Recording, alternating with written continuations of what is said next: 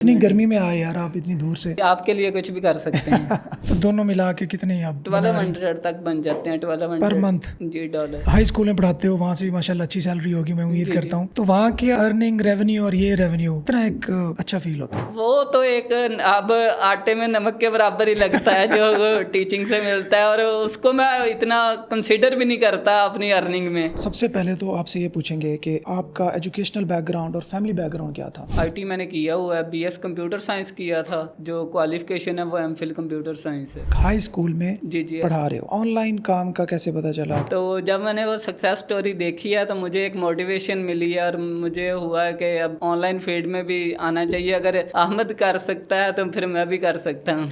Admission हो गया, अब उसके बाद अपना स्टेप बाय स्टेप जर्नी बताओगे? एक जर्नी था, इन्वेस्टमेंट भी आया थी क्योंकि अर्निंग आ रही थी जॉब पे। तो मैंने कहा नहीं, ब्रांड साइड शुरू करनी है, स्टार्ट से ही ब्रांड को लेके चलना है। आपने कहा मैंने लेक्चर स्किप किए थे, फिर एकदम ख्याल आया कि नहीं करना चाहिए, तो वो ख्याल कितने महीने के बाद आया? वैसे जॉब पे टाइम नहीं था बचता होता, फिर छुट्टियां हुई थी जो दिसंबर की, तो उनमें ख्याल आया, तब मैंने लेक्चर्स को रिवाइज करना शुरू किया, और उधर से मैंने फिर विद इन 2-3 मंथ जो है वो साइट खड़ी कर दी। अच्छा, तो कितने अरसे बाद उसने पहला डॉलर बनाया था? 5 मार्च को लाइव कर दी थी। पहली जो मेरी अर्निंग आई थी वो जून में आई थी, $125। अच्छा, इसमें कोई ऑफ पेज वगैरह भी की थी? अगर आपका कंटेंट अच्छा है ना तो उसको ऑफ पेज की अब इतनी जरूरत नहीं है रिसेंट टाइम्स में। एक टाइम पे दिल किया होगा यार नहीं केड़े पासे टोर पे हमें, मतलब इसको क्विट करते हैं। जब मेरी पहली साइट पे एडसेंस डिसेबल हुआ ना, तो मैंने सोचा कि नहीं, अब छोड़ देना चाहिए इसको। कि आप स्कूल से वापस आ गए, फिर किस वक्त आप टाइम देते थे? असल में टाइम का इशू नहीं होता, वो हमारे मेंटल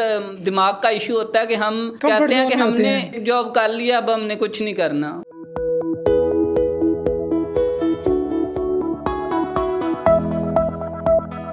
अस्सलाम वालेकुम, मैं हूं तनवीर नाडला। आज आपको मिलवाते हैं एक और इंस्पायरिंग स्टोरी से। उस्मान अली है मेरे साथ। इन्होंने MPhil किया कंप्यूटर साइंसेज में, और उसके बाद हारूनाबाद के करीब एक शहर है फकीर वाली, वहाँ के एक हाई स्कूल में पढ़ाना स्टार्ट किया। डेफिनेटली एक अच्छा करियर बना चुके थे, बट फिर इनको अपने एक दोस्त से इंस्पायरेशन मिली और उनकी सक्सेस स्टोरी देख के ये आए ब्लॉगिंग में। इन्होंने एडमिशन लिया SCBT X में, जो कि हमारा 10th बैच था स्किल्स का, और वहाँ से अपने ब्लॉगिंग या ऑनलाइन करियर का जो स्टार्ट कह सकते हैं वो लिया, और आज माशाल्लाह तकरीबन 1000 से $1200 पर मंथ कमा रहे हैं ब्लॉगिंग के जरिए। उन ब्लॉग्स को रैंक करते हैं ये SEO के थ्रू। आइए आपको मिलवाते हैं उस्मान अली से। उस्मान, कैसे हो आप? जी अल्हम्दुलिल्लाह सर। इतनी गर्मी में आए यार आप इतनी दूर से। सर आपके लिए कुछ भी कर सकते हैं। अच्छा उस्मान, हम सबसे पहले तो आपसे ये पूछेंगे कि आपका एजुकेशनल बैकग्राउंड और फैमिली बैकग्राउंड क्या था? एजुकेशनल बैकग्राउंड मेरा IT में टीचिंग थी। IT मैंने किया हुआ है, BS कंप्यूटर साइंस किया था। उसके बाद मेरी जॉब लग गई है, तो उसके बाद मैंने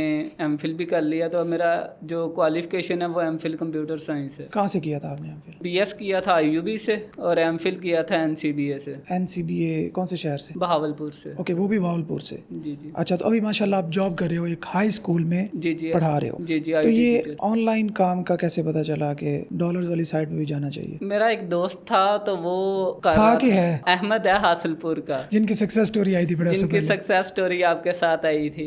तो जब मैंने वो सक्सेस स्टोरी देखी है तो मुझे एक मोटिवेशन मिली है, और मुझे हुआ है कि अब ऑनलाइन फील्ड में भी आना चाहिए। अगर अहमद कर सकता है तो फिर मैं भी कर सकता हूँ। तो देन एडमिशन ले लिया आपने किस?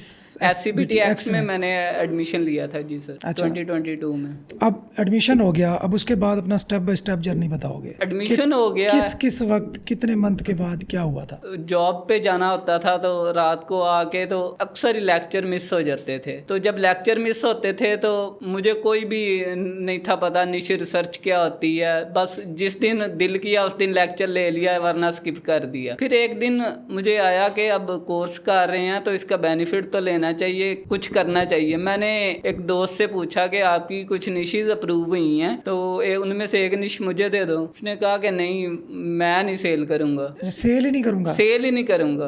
ओके, मैंने कहा चलें ठीक है। मैंने फिर लेक्चर रिवाइज करने शुरू कर दिए। मैंने कहा जो अब मैंने काम छोड़ा है वो मैंने दोबारा से करना है। मैंने लेक्चर रिवाइज किए हैं। फिर मुझे पता चला कि माइक्रो निश के लिए सर ने ये क्राइटेरिया बताया हुआ है। एक जर्नी था, इन्वेस्टमेंट भी आया थी क्योंकि अर्निंग आ रही थी जॉब पे। तो मैंने कहा नहीं, ब्रांड साइट शुरू करनी है, स्टार्ट से ही ब्रांड को लेके चलना है। जो आपने क्राइटेरिया माइक्रो साइट का बताया था वो मैंने ब्रांड पे इम्प्लीमेंट करना शुरू कर दिया कि मैंने टारगेट ही वो वाले कीवर्ड्स किए जो आपने बताया था कि ये माइक्रो निश के लिए 30,000 सर्च वॉल्यूम होना चाहिए, ये क्राइटेरिया होना चाहिए। मैंने वो तमाम आर्टिकल्स निकाले जिनका केडी कम था लेकिन उनका सर्च वॉल्यूम आई था। मैंने शुरू में, लोग करते हैं कम सर्च वॉल्यूम से स्टार्ट ब्रांड साइट को, मैंने शुरू से हाई सर्च वॉल्यूम को स्टार्ट किया। मैंने कहा कि अगर ये मेरी साइट का एक आर्टिकल भी रैंक होता है, पहले पेज पे आता है, तो वो इतनी ट्रैफिक ले लेगा कि अगर मैं 10 कम सर्च वॉल्यूम वालों को रैंक करता हूँ उसकी बजाय अगर मेरा एक इधर से रैंक हो जाता है तो वो इक्वल ट्रैफिक ले लेगा। तो मैंने इसलिए शुरू से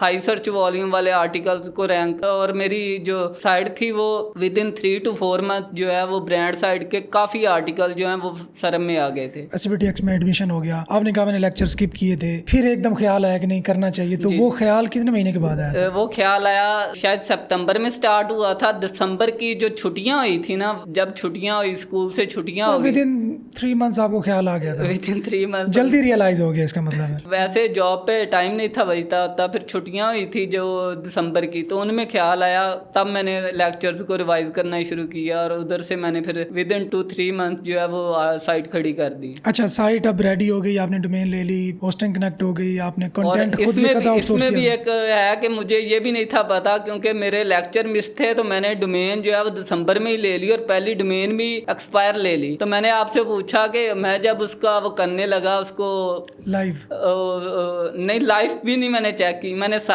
खरीद ली। जब उसको साइट मैप के अंदर गया तो उसका साइट मैप 2017 का हो। मैंने आपसे पूछा, मैंने डोमेन अब ली है और इसका साइट मैप 2017 का है, तो आपने मुझे गाइड किया कि ये एक्सपायर्ड डोमेन है। तो फिर मैंने उसी से मिलता जुलता नेम लेके कोई और डोमेन दोबारा बाय की। अच्छा, अब लाइव कर दी, पहला स्टेप क्या था? आपने ऐसे कीवर्ड्स गैदर किए जिनका सर्च वॉल्यूम ज्यादा था? जी, जिनका, और वो एक ही निश के इर्द गिर्द रिवॉल्व करते थे या 5 थे? मैंने एक कैटेगरी के 5 कीवर्ड्स निकाले थे कि मैंने कहा था कि अगर मैं स्टार्ट में एक कैटेगरी को करता हूं तो उसके मैंने 5 आर्टिकल्स अपलोड करने हैं। तो जो मैंने फर्स्ट टाइम गेमिंग का था तो मैंने गेम्स के रिलेटेड जो एक कैटेगरी थी गेम्स के अंदर, उसके 5 आर्टिकल निकाले जिनका केडी कम था, सर्च वॉल्यूम हाई था। तो उस पे मैंने उनके 5 आर्टिकल्स लिखे। फिर इसी तरह मैं दूसरी कैटेगरी में चला गया, यानी कि लाइव मैंने इकट्ठी लाइव कर दी थी, लेकिन मैंने हर कैटेगरी के अंदर 5 अपने आर्टिकल्स रखे थे। कितने आर्टिकल्स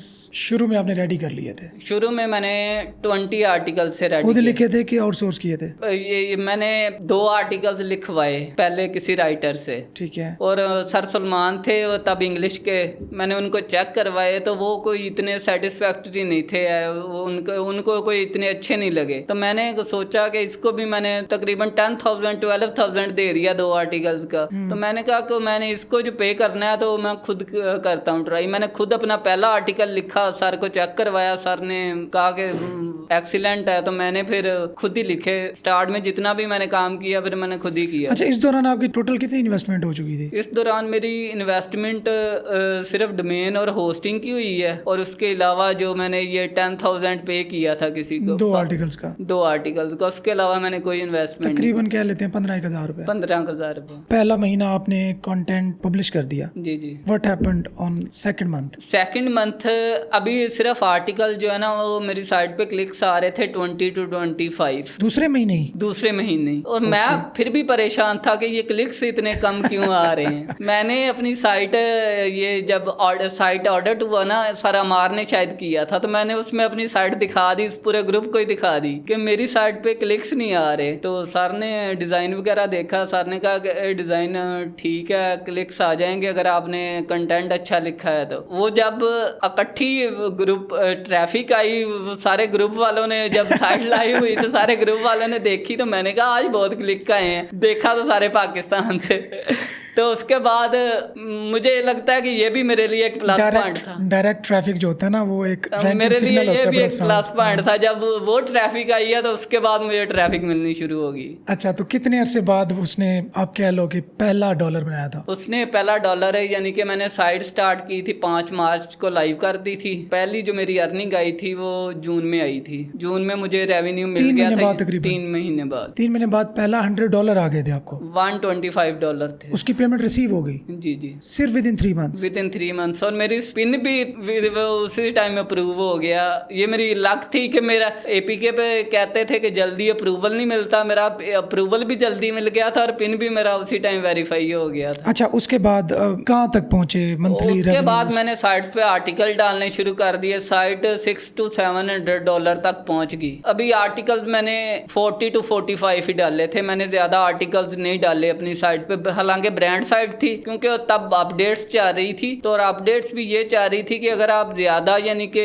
पोस्टिंग करते हैं और जिन पोस्टों पे आपके क्लिक्स नहीं आ रहे, उनकी वजह से आपके दूसरा साइट वो हिट हो जाती है। तो मैंने कहा कि मैंने वही आर्टिकल अपलोड करने हैं जो ट्रैफिक गेन करेंगे, मैंने ज्यादा पब्लिशिंग नहीं करनी अपनी साइट पे। तो मैंने 40 to 45 आर्टिकल्स ही रखे और वही $600 to $700 बना रहे थे। ट्रैफिक कितनी आने लग गई थी उस वक्त जब $600 बन रहे थे? ट्रैफिक उस पे 12K तक आने लग गई थी डेली। अच्छा, 12,000 पर डे। और मेरी ट्रैफिक भी मोस्टली यूएसए से ही थी। एपीके पे ट्रैफिक इंडिया पाकिस्तान से होती है। मैंने वो आर्टिकल्स ही वही डाले थे जो यूएसए में जिनका सर्च वॉल्यूम था, तो मेरी ट्रैफिक स्टार्ट से यूएसए से आ रही थी। ओके, तो $600 कितने महीने के बाद होने लगे? ये तकरीबन उसके साइट्स के 3 या 4 मंथ बाद, जून के 3-4 मंथ बाद। अभी साल भी नहीं हुआ था? अभी साल भी नहीं था हुआ। ओके, तो अभी क्या सूरत हाल है आपकी? जब और इस दौरान कोई सेटबैक्स आए हों? सेटबैक वही बताने लगा हूँ। मैंने लालच भी कर लिया। मैंने कहा कि अब मेरे साइड आर्टिकल्स जो ट्रैफिक ले रहे हैं, तो मैंने उनके लिए सेपरेट डाउनलोड पेजेस बनाने शुरू कर दिए। हर पोस्ट के लिए जब मैं सेपरेट डाउनलोड पेज बनाता था तो उन पे एड्स लगाता था। तो मुझे इसी चीज पे डिसेबल उन्होंने कर दिया कि आपके डाउनलोडिंग पेज पे कंटेंट तो है नहीं, सिर्फ आपने एड्स लगाए हुए हैं। तो उन्होंने मेरा अकाउंट डिसेबल कर दिया, गूगल एडसेंस का। गूगल एडसेंस का। ओके, जब ये डिसेबल हुआ तो मैंने काफ़ी दफ़ा रीट्राई की, लेकिन नहीं।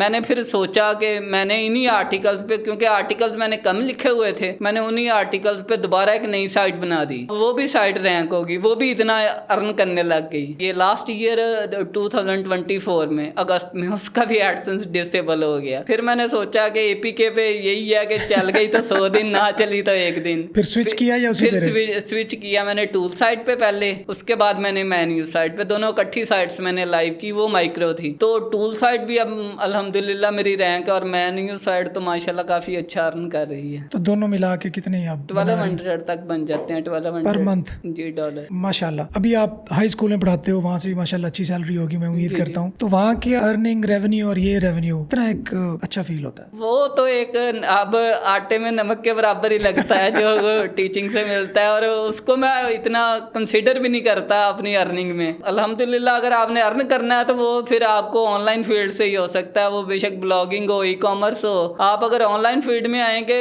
अर्निंग आपकी वही है, वो तो बस। अच्छा, इसमें कोई ऑफ पेज वगैरह भी की थी? अगर ब्रांड साइट की बात करूं तो ब्रांड साइट पे ऑफ पेज मैंने खुद ही की थी, जितनी भी की थी। वो साइट अल्हम्दुलिल्लाह रैंक थी। लेकिन मैं एक चीज इधर मेंशन कर दूंगा, अगर आपका कंटेंट अच्छा है ना, तो उसको ऑफ पेज की अब इतनी जरूरत नहीं है। रिसेंट टाइम्स में मैंने ऑब्जर्व किया है टूल साइट पे कि उसकी मैंने अभी तक ऑफ पेज 0% है। उस पे सिर्फ मैंने एक आधा खुद ही बैक लिंक बनाया होगा, अगर बनाया होगा, वो सिर्फ कंटेंट की बेस पे फर्स्ट नंबर पे रैंक कर रही है। अच्छा, उसकी डिजाइन आप खुद करते हो? वेबसाइट का डिजाइन भी, कंटेंट भी, ईच एंड एवरीथिंग?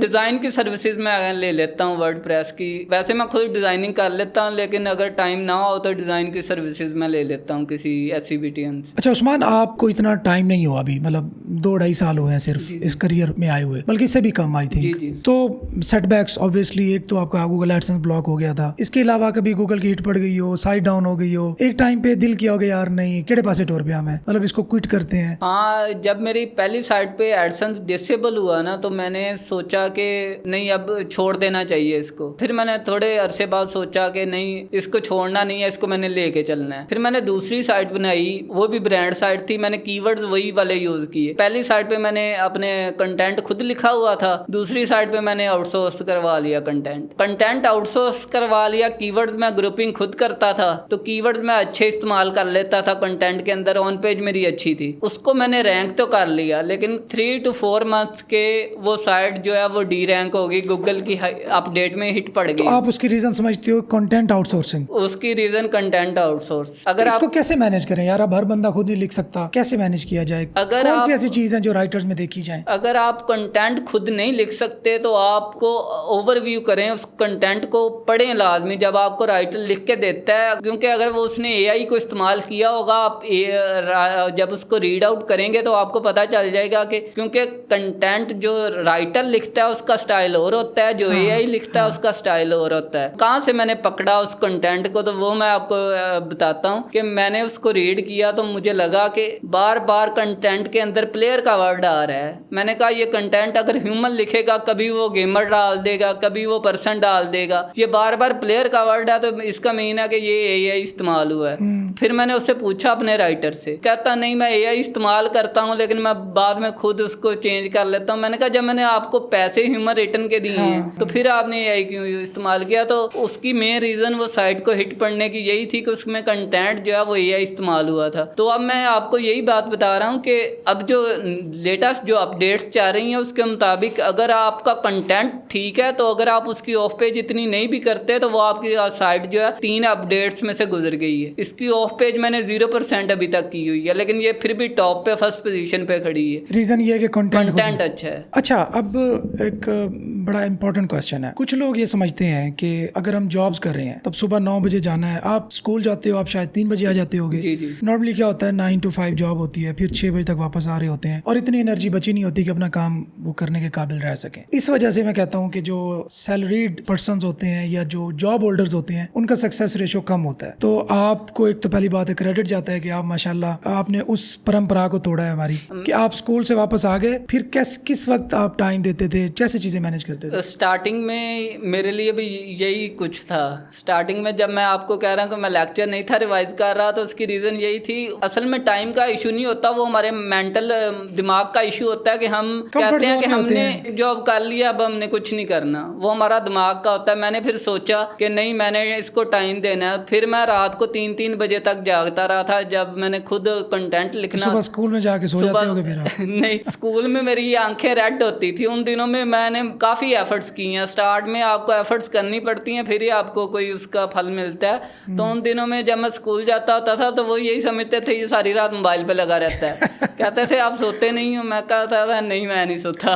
अच्छा, तो कितना अर्सा ये सारा सीन चलता रहा? ये जब तक और एक टाइम पे आके फिर नॉर्मल हो गया चले आप? जब तक मैंने कंटेंट उसका रेडी नहीं कर लिया अपनी फर्स्ट साइट का, तब तक यही रूटीन चलती थी कि मैंने उसके 40 आर्टिकल रेडी किए। तो उसके लिए मुझे लेट नाइट जागना। तो 1 मंथ तकरीबन मेरी यही रूटीन थी कि मैं हर रोज रात को एक आर्टिकल लिखता था। और आर्टिकल लिखना मैं शुरू करता था 10 बजे और लिखते लिखते 2 भी बज जाते थे, 3 भी बज जाते थे अक्सर। अच्छा, आपने अपने ऑनलाइन करियर एसबीटी से स्टार्ट किया था, उससे पहले कुछ नहीं कर रहे थे? उससे पहले कुछ नहीं। वैसे नॉलेज है था HTML CSS का, क्योंकि कंप्यूटर साइंस पढ़ी हुई थी, बैकग्राउंड था। तो लेकिन इस फील्ड में अच्छा, आप क्या समझते हो कि आपकी डिग्री का कितना एक रोल सब सिनेरियो में? डिग्री का इधर तक रोल है कि आपको कुछ एडवांस चीज़ें जो है वो सीखने को मिल जाती हैं। आपको याद होगा मैंने आई स्किल्स का एक दफ़ा एरर भी निकाला था, जो ये वीडियो रिकॉर्डिंग होती है इसकी। हाँ। तो इसमें आपको एडवांस चीज़ें सीखने को मिल जाती हैं। आप उनमें एडवांस लेके चल सकते हो, अपनी ब्लॉगिंग के करियर को एडवांस लेके चल सकते हो अगर आपका